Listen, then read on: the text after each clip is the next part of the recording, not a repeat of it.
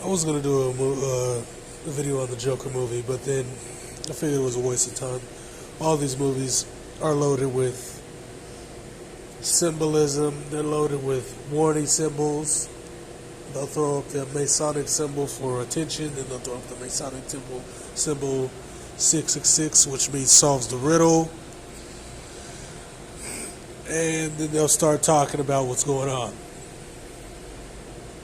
And they'll put these coded messages out there so that people in the know, whether it's secret societies, whether it's military personnel, whether it's law enforcement, whatever these goddamn people do, they'll put these symbols in the movies and they'll know which ones to execute. They'll know which plans to execute, excuse me. So the Joker movie is about causing a ruckus. And as we all know, the white supremacist oligarchs like to create quote-unquote control from chaos. So what they'll do is they put this movie out where it's like you're downtrodden like the blacks, so you're going to have to fix this problem and you're going to get chaotic. See, the white supremacist oligarchs will pretend to fix black problems and they'll pretend to fix them on their terms. But the key word is pretend. But this also mollifies the blacks, ADOS or whatever. So they're not going to get reparations, but if they did, it's going to be on the white supremacist oligarchs' terms so that they can control you and maintain the control that they've always had over you. That's why when Michael, right before he died, started talking about a poor people's march and grabbing all the pedestrian whites and going to D.C. and doing what Asa Randolph was going to do with the blacks before him and those nukes hijacked it. That's when JFK, or excuse me, it was LBJ gave the green light to the FBI to clear his board. Now, MLK thought he was safe because he was close to the Rockefellers. A lot of people don't know that. And of course, he was JFK's pet boy to keep the blacks in check. Him and those other 6 clowns. Those are 5 clowns, excuse me. And once he started talking about anti-war, and once he started talking all that other stuff, thinking he was bigger than the rest, like I said before, he had to go. Now, in terms of civil rights and all that, blacks had a totally different agenda, and they've clearly ruined it to maintain control over blacks. But what Byron Allen said on The Breakfast Club is very, very true. When it comes to economic inclusion, that's where the problem lies. That's why they burned down Black Wall Street. That's why they burned down Wilmington, North Carolina. That's why they took out Marcus Garvey. That's why they destroyed Ethiopia, killing Empress Ruatu. That's why they destroyed Dahomey, because they became economically independent. That's why they went after the Benin Empire, because they became economically independent of slavery. They started doing their own industries, and they had to go. That's why they sabotaged Martin Delaney, because he was doing economic independence in the Niger River Valley in Nigeria, which would have freed up ECHO and allowed them to have even more economic independence, making it harder to control the region, because they already at that point had Abeokuta and they already had Calabar. That's why they went and took out the Ibadan Confederacy. That's why they took out the Mandan Empire. That's why they funded the Moroccans to do so. Let me tell you something. When blacks are truly independent economically, military, and politically, when they have complete control over their situation, the whites do not like this. If you look at every goddamn video I talk about, all the ones that are deleted, every single one, it's about controlling your shit from top to fucking bottom. And when I talk about that in defense, it's get this guy the fuck out of here. Hell, Sergeant Willie Pete, he was going in on black women for years, and he wasn't doing it in a fucked up way like Tommy Sotomayor. But he was letting them know. But as soon as he started talking about black self-defense and black economic development in a clear, concise way, but that a lot of people started latching on and and he started getting more hits. He started getting flagged and banned. The video started getting banned overseas. He started getting community restrictions. They don't want you talking about black independence. Look at the shit that they're promoting right now. Fucking reparations. You might as well be a goddamn sugar baby. And what happens when the sugar baby gets cut off by daddy? She goes broke. Understand? You've left your fate in the hands of monsters. You're dependent on the kindness of monsters. What in the fuck do you think's gonna happen in the long term? I mean, you were having it cracking and popping for what, 70 years after Reconstruction? And you had your fate in the hands of the Union military.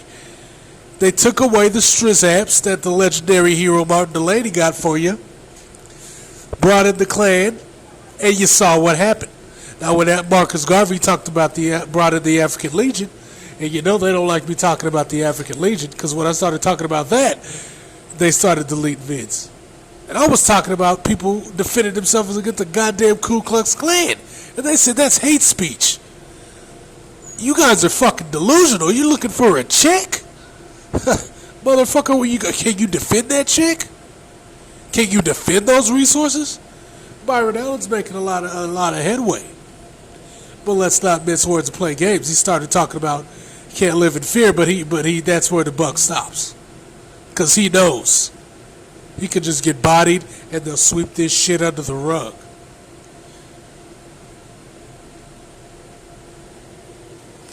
He can get taken out, they'll sweep it right under the rug. Just like Arnstein. They didn't kill him, but they took his ass out of office and they canceled that goddamn French reparation lawsuit. Lickety fucking split jacket dandies. He wasn't getting them 22 billion euros. He was not going to get 22 billion euros plus interest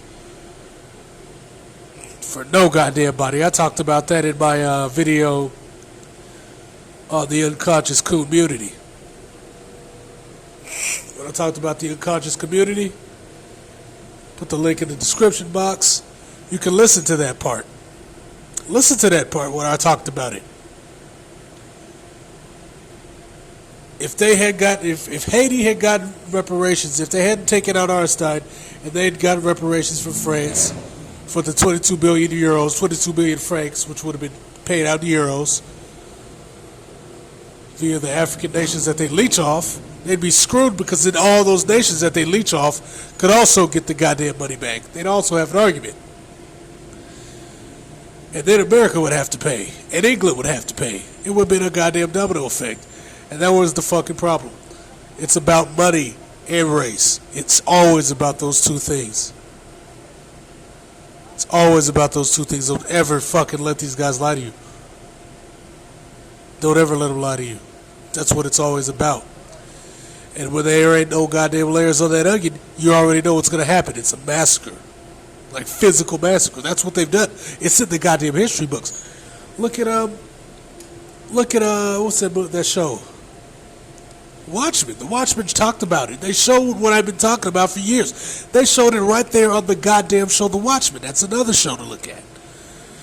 Another thing, on the second episode of The Watchmen, now that we're talking about it, they talked about something I talk about a lot. Where Martin Luther King's father went to Nazi Germany and said that was the first time he'd ever felt like a human being. See, like I said a billion times, Martin Luther King's real name was Michael King Jr. His father, Michael King Sr., went to Nazi Germany to a Christian revival festival.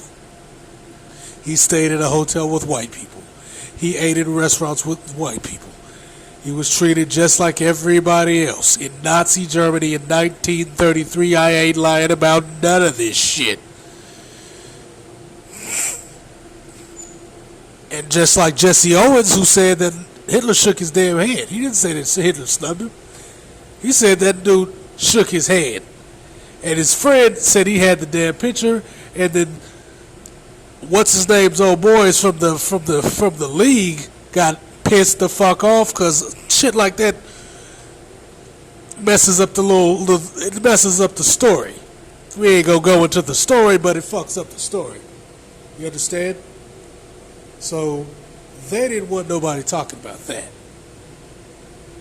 And when you look at the episode of The Watchmen, you see the Nazi propagandist talking about how blacks are treated in Germany compared to how blacks are treated in the United States. And yes, there were blacks in Germany. White supremacists don't like talking about this. If you went to that stupid ass website, MartinLutherKingJr.com, they call him Daddy King, and they just start rambling about shit that doesn't make any goddamn sense to cover up the fact of what I've just elucidated to you niggas. See, everything that these white supremacists say is code. Everything they do is code. It's about economics, it's about power, it's about control, and it's about depriving blacks of resources, no matter what country. That's why they're pissed at China. That's why they're in 52 countries killing people. That's why they've got military operations going on all over the place, pretending like they're trying to stop Boko Haram, but they keep giving them weapons. Remember, when they tracked the goddamn money of Boko Haram, it went back to Saudi Arabia and England. And like I said, Jack and Danny's, Saudi Arabia was propped up and created by England. England trained their royal guard, just like it trained Japan's army during World War I. Before World War I, to take on Russia, before they started the Bolshevik Revolution, along with the white supremacist oligarchs of the United States under Woodrow Wilson. Everything I say comes together, and when it does, that's when these sumbitches start dropping flags and getting mad. So you listen to this video, Jack and Dandies, and you sumbitches tell me where the fucking lie is. You sumbitches tell me, Jack and Dandies, because I ain't lying about none of this shit. Bitch.